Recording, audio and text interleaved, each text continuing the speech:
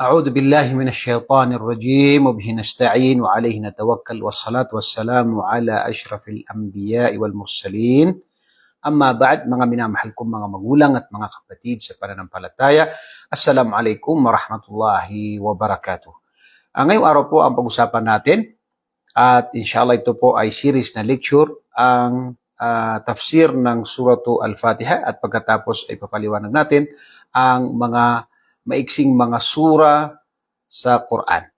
At ang paksa po natin ngayong araw ay ang tafsir o kahulugan ng Sura Al-Fatiha. At bago natin bigyan ng kahulugan ng Suratul Fatiha sa pinakamalapit ito kahulugan, ay banggitin muna natin ang mga kainaman, kabutihan ng Suratul Al-Fatiha. Una-una ang Suratul Fatiha ay ito ay Makkiyah. Ito ay ibinaba sa Makkah. At napagkasunduan ng mga ulama na ito ay 7 ayah, 7 talata o 7 ayah. Kabilang sa mga nabanggit natin mga ulama na nabanggit sa hadith na kanyang kabutihan o kainaman ng Suratul Fatiha ay ito ay ruknun min arkanis salah. Ito ay haligi ng salah na hindi tatanggapin ang salah kung hindi basahin ng isang tao ang Suratul Fatiha. Sa hadith ni Imam Bukhari at Imam Muslim, sinabi ni Propeta sallallahu alaihi wasallam, la salata liman lam yaqra bi Fatihatil Kitab. Hindi tanggap ang salah ng isang tao kung hindi niya basahin ang Surah Al-Fatiha, yung tinatawag na bi Fatihatil Kitab. Kaya ito ay haligi ng salah. Hindi tatanggapin ang salah kung wala ang Suratu Al-Fatiha. Pangalawa, annaha afdal suratun fil Quran. Ito ay pinakamainam na sura sa Quran. Meron tayong mainam na aya, meron tayong tinatawag na mainam na sura, at kabilang sa pinakamainam na sura sa Quran ay ang Suratu Al-Fatiha. Sinabi ni Propeta Muhammad sallallahu alaihi wasallam, "Walladhi nafsi biyadihi." Ito sa hadith ni Muhammad sallallahu alaihi wasallam, "Wa nafsi biyadihi ma unzilat fi at-Taurat wala fi al-Injil wala fi az-Zabur wala fi al-Furqan mithlaha." Ito ang tinatawag na Suratul Fatiha. Sinabi ni Propeta Muhammad sallallahu alaihi wasallam, ako ay sumusumpa sa may hawak ng aking buhay, si Allah subhanahu wa ta'ala, na walang ibinaba, walang katulad na ibinaba ni Allah subhanahu wa ta'ala ang talata dito, ang Suratul Fatiha, mula sa tinatawag na yung tinatawag na Torah o tinatawag na At-Taurah, Torah na ibinaba kay Propeta Moses alayhis salam. Ganun din na ito ay hindi ibinaba sa Injil kay Propeta Isa alayhis salam, ganun din sa Az-Zabur kay Propeta Daud, Propeta David, at ganun din sa Al-Furqan, maliban sa ito ay ibinaba lamang sa banal na Quran na ito ang Suratu Al-Fatiha. Ito ay sa hadith ni Imam At-Tirmidhi na kung saan kabilang sa pinakamainam, bagkus ito ang pinakamainam na sura sa banal na Quran, ito ang Suratu Al-Fatiha. Pangatlo at panghuli ay ito ay tinawag na As-Sab'u Al-Mathani, ang 7 na kung saan ito ay kapuri-puri kay Allah subhanahu wa ta'ala. At ito ay sinabi sa hadith ni Propeta sallallahu alaihi wasallam na alhamdulillahi rabbil alamin. Yan sinasabi na tinatawag na as-sab'u al-mathani. Ito yung Suratul Fatiha. Sinabi na hiya as-sab'u al-mathani wal Quran al-azim, at ang pinakadakilang Quran. Yan. Ito dahil ang Suratul Fatiha ay napapaloob dito ang maraming mga bagay, ang tauhid at iba pang mga bagay, pagpupuri kay Allah subhanahu wa ta'ala. So ito ay tinawag na as-sab'u al-mathani. At dahil din sa ito ay nauulit palagi at puno-puno ito ng pagpupuri kay Allah subhanahu wa ta'ala. At ito rin ay nabanggit sa isang hadith na sinabi ni Propeta sallallahu alaihi wasallam, inna Allah ta'ala yaqul, sinabi ni Propeta sallallahu alaihi wasallam na sinabi ni Allah, ito ay sa hadith qudsi, qasamtu as-salata baini wa baina 'abdi nisfayn. Hinati ko ang Suratul Fatiha. Ang sala dito ay ang Fatiha, ito ginagamit sa tinatawag na sala. Ang Fatiha sa pagitan ng aking alipin ng kalahati, at kalahati sa akin, kalahati sa aking alipin. Nisfuha li 'abdi wa li 'abdi mas'al. Ang tinatawag na kalahati na ito, kalahati ng tinatawag na Suratul Fatiha ay sa aking alipin at sa kanya ang kanyang hihilingin. Sabi, فإذا قال الحمد لله رب العالمين, pag sinabi ng alipin, pag binasa natin yung Fatiha, Alhamdulillahi Rabbil Alamin, binagid natin yung Alhamdulillahi Rabbil Alamin, sasabihin ni Allah, Hamidani Abdi. Ibig sabihin ay ako ay pinuri, ako ay pinuri ng aking alipin. Sabi na rin, wa idha qala ar-Rahman ar-Rahim qala athna alayya abdi. Pag tinatawag na pag binanggit rin ng alipin ng kanyang aya, ang aya na ito ar-Rahman ar-Rahim, sinasabihin ni Allah, athna alayya abdi. At ang translation kasi ng athna ay pagpuri din, pagpuri, pero mas ang hamd ay mas dakila ito, mas malaki, malawak ang kahulugan niya. Sabi pa dito, wa idha qala Malik Yawmiddin, pag sinabi ng alipin na Malik Yawmiddin, qal majjadani abdi, dinakila ako ng aking alipin. At pagkatapos, pag sinabi naman ng alipin na iyyaka na'budu wa iyyaka nasta'in, sabihin ni Allah subhanahu wa ta'ala, ito ay sa pagitan ko at pagitan ng aking alipin, at ibibigay ko sa kanya ang kanyang hiling. At kapag sinabi ng tao na ihdinas siratal mustaqim siratal ladina an'amta alaihim ghairil maghdubi alaihim, ay sasabihin ni Allah subhanahu wa ta'ala, ay ito ay sa aking alipin at ibibigay ko sa aking alipin, sa tao ang kanyang hinihiling. Okay. So ito po ay sa hadith ni Imam Muslim na kung saan ay kabilang lamang ito sa mga kainaman, kabutihan ng Surah Al-Fatiha. Ngayon naman ay dumako tayo, pumunta tayo sa kahulugan mismo ng talata na ito, ang Surah Al-Fatiha.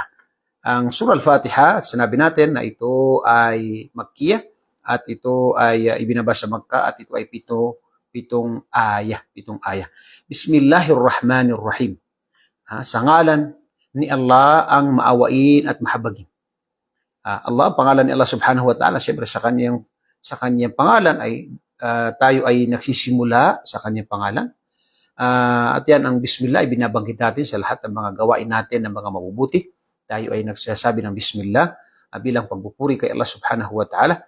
Ar-Rahman Ar-Rahim, ang maawain, mahabagin. At sinabi nila, Ar-Rahman ay para sa pangkalahatan na awa. Ar-Rahim ay para sa kanyang mga alipin na mananampalataya. Alhamdulillahi Rabbil Alamin. Ang lahat ng papuri ay sa Allah lamang. Ang lahat ng papuri ay para lamang kay Allah subhanahu wa ta'ala dahil siya ang Panginoon ng sanlibutan. Sabi ang Panginoon ng daigdig at sanlibutan. Kaya narapat lamang na tayo ay magbigay ng papuri kay Allah subhanahu wa ta'ala dahil siya ang lumikha sa atin, lumikha sa lahat ng bagay at siya ang Panginoon ng sanlibutan. Sabi dito, Ar-Rahman Ar-Rahim, ang mapagpala, maawain at mahabagin. At nabanggit natin na Ar-Rahman Ar-Rahim ay ang Ar-Rahman ay para sa lahat ng kanyang mga alipin. Lahat ng mga tao, Musliman o hindi, ay mayroong awa si Allah subhanahu wa ta'ala sa kanila. Allahu Akbar. Ganyan ang awa, habag ni Allah subhanahu wa ta'ala. Pero syempre, meron ding specific na awa niya para lamang sa mga tao na sumunod at sumamba lamang sa kanya, na ito ay specific lamang sa kanila. Sabi pa dito, Malik Yawmiddin. Ang tanging hukom at hari sa araw ng paghukom. At meron ding dalawang pagbabasa dito, yung Malik Yawmiddin at saka Malik Yawmiddin. Yan ay lahat pwede. Yan ay nabanggit sa ibang qira'a, yung Malik Yawmiddin. At parehas ang kahulugan po niya. Siya ang hari sa araw ng paghukom. Subhanallah. Pinapakita ni Allah subhanahu wa ta'ala, pinaparating ni Allah subhanahu wa ta'ala sa atin na siya sa araw ng paghukom na kung saan walang may kapangyarihan sa panahon na yun maliban sa Kanya.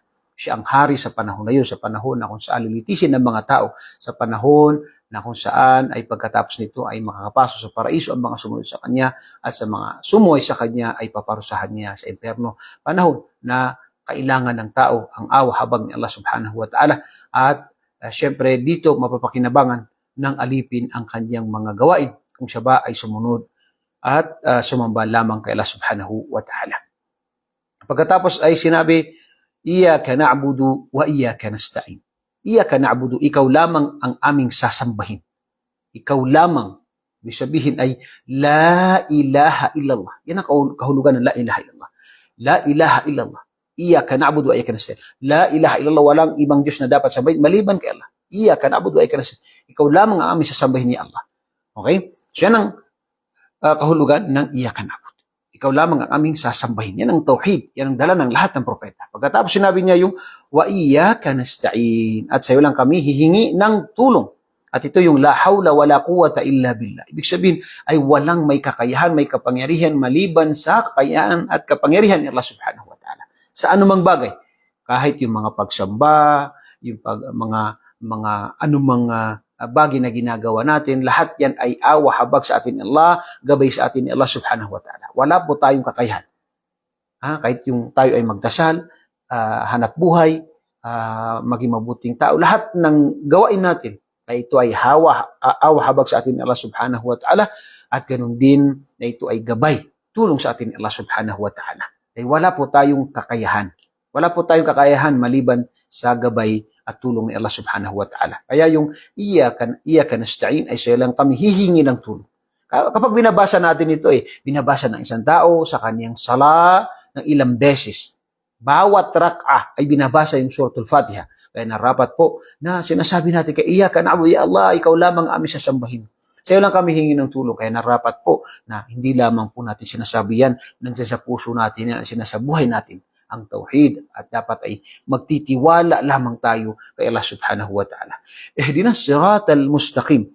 Ya Allah, patnubayan mo kami sa tuwid na landas. Lahat tayo ay humihingi ng gabay at patubay kay Allah na, Ya Allah, kami ay patnubayan mo sa tuwid na landas. Yan ay panalangin, subhanallah. Kada sala natin ay yan ay sinasabi natin, hinihingi natin kay Allah subhanahu wa ta'ala. At ano ba itong tuwid na landas na ito? Sabi ito, siratal ladina an'amta alayhim. Siratal ladina an'amta alayhim. At sa ibang sa ibang aya, Surah An-Nisa 69, sinabi niya kung sino ba itong siratal ladina an'amta alayhim, yung tinatawag na sabi ito ang landas ng iyong mga pinagpala. Sino ba itong mga pinagpala dito? Siratal ladina an'amta alayhim. Kami ay gabayan mo sa tuwid na landas katulad ng landas ng iyong mga pinagpala. Sino-sino ito? Sabi sa ibang ayah, Surah An-Nisa, وَمَنْ يُطِعِ اللَّهَ وَالرَّسُولَ فَأُولَٰئِكَ مَعَ الَّذِينَ أَنْعَمَ اللَّهُ عَلَيْهِمْ مِنَ النَّبِيِّينَ وَالصِّدِّيقِينَ وَالشُّهَدَاءِ وَالصَّالِحِينَ وَحَسُنَ أُولَٰئِكَ رَفِيقًا. Sinabi dito, ang mga pinatnubayan, sila ay una-una, sila ang mga propeta, ang mga siddiqin, mga tapat, mapagkakatiwalaan, syuhada, mga tao na nakipaglaban sa landas ni Allah, salihin, mga mabubuting tao. Subhanallah. Sila yung mga tinatawag na pinatnubayan ni Allah subhanahu wa ta'ala.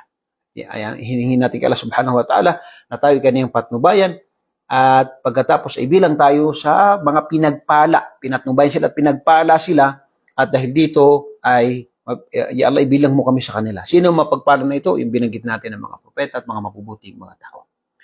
Ghairil maghdubi alaihim waladhdallin. At Ya Allah, iligtas mo kami. At ayaw namin, hindi iligtas mo kami sa landas ng mga isinumpa at mga nangaligaw. Yung maghdub ay sila yung mga Hudyo. Bakit? Dahil sila yung isinumpa. Bakit? Dahil sila ay may mga kaalaman. Mga kaalaman sila, pero hindi nila isinabuhay ito.